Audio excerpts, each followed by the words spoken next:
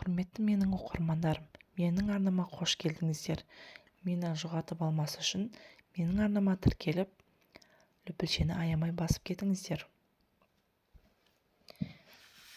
Кедейді әбігерге салуды қызық көріп, бір шәкірт ұстазымен егін алқабына аралап келе жатады. Кенет жол шетінде жатқан тозығы әбден жеткен аяқ киімге екеуінің де көзі түседі. Шәкірті ұстазына шамасы мынау егіншінің аяқ киімі сияқты тығып қойсақ қайтеді деді. Сосын бір жерге жасырып қалай абдырап қалғанын қызықтайық дейді. Сонда ұстазы кедейлерді әбігерге салып қызық көруді, олардың есебінен көңіл көтергеніміз адамгершілікке жатпайды. Өзің бақыт пен шаттық сыйлағың келсе, онда оны мазаққа айналдырмай, керісінше аяқ киіміне ақша салып қояйық. Содан кейін не қызық болатынын көресің дейді. Ұстазының ұсынысына бірден көніккен шәкірті айтқанын орындайды. Көп ұзамай жақын тұрған ағаштың артына барып жасырынады. Сәлден соң жүзін күн көрінген, әбден тозыққан, жұпыны келінген бір шаруа келеді.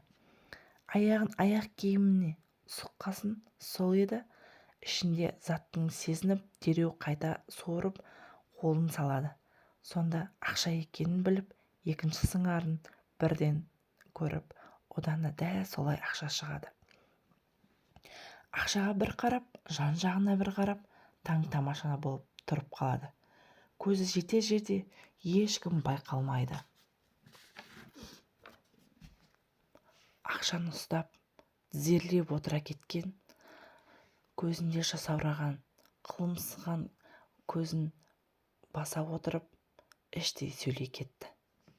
Я Раббым, сен менің халімді өзімнен артық білушісің.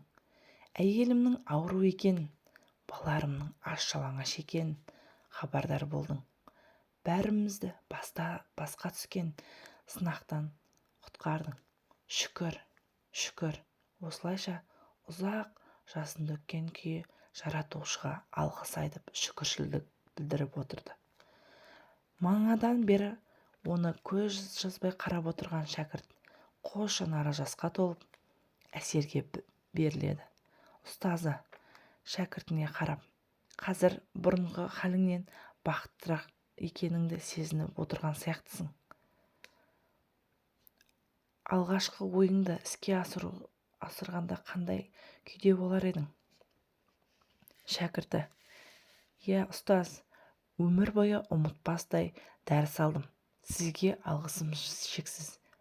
Берген кездегі қуаныш алған кездегі қуаныштан артық болады деген сөздің мағынасын енді түсіндім деп жауап қатты.